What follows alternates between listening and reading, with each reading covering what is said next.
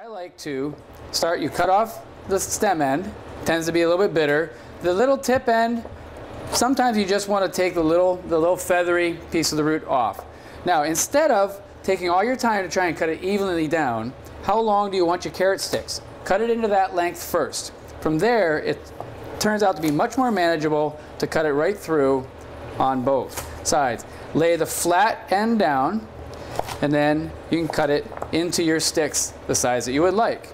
If you would like to do a dice on it, you then take it, cut it into the sticks, then from there, turn it and cut right on down for a nice cube. Now, when you have a much thinner carrot like this, same thing, cut the end off. The greens obviously come off this end. From here, you can also just cut it into nice little rounds, depending on how large you would like your piece. I'm just going to cut this one in half to show you. Inside, you see where the stem enters. This is your seed pod, and then what holds the seed pod in place is what's called the ribs. Now, we like to eat the flesh, which is around the outside. A couple of tricks on how to get that out. Particularly on this one, you can see how the flesh rises up high above the stem. So take your pepper, stem end, you're just going to slice off the top.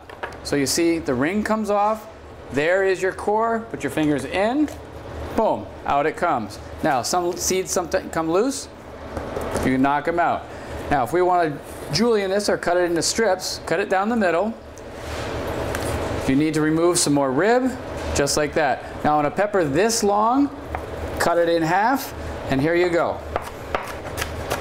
Beautiful little strips. If you like the rings, you could do it on its side that way and cut it, and you get your design of the ring. Now, one where the stem doesn't rise up above the flesh, you come in from the top, cut a little ring around it, out it comes. Again, take your fingers, you can go through, clean out any extra seeds, and the ribs. Same thing, cut it in half. Now, one like this, you kind of start with the bottom edge, work your way around until you get to the top. Now, if you want small dice julienne, then you take these strips, cut them crosswise from the way you just sliced them. There you have a medium fine dice of that pepper.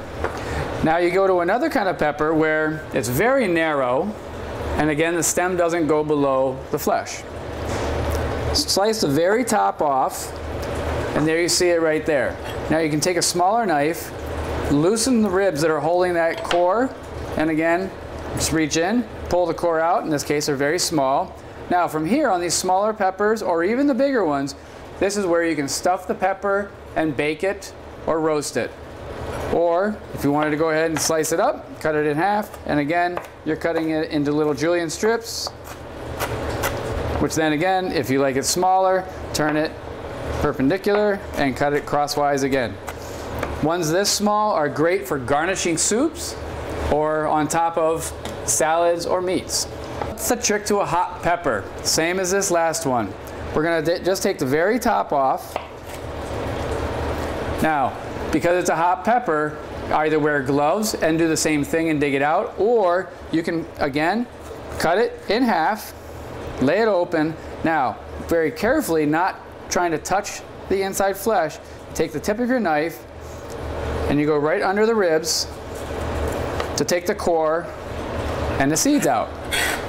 Now, the hottest part was what I just took out. So if you also want to keep your fingers a little bit cleaner from it, put the open flesh side down and the skin side up, and from there you can start cutting to minimize the hot on your fingers. The best way to do this is to start by holding the apple on its flower end. Slice directly down one side, coming as close to the core as possible without actually getting to any of the core. Place the apple flat on the cut surface, then cut off the remaining 3 sides, rotating the apple as necessary. Then discard the core. Holding one piece cut side down with your free hand, carefully cut it into slices, using the knuckles of your free hand as a guide.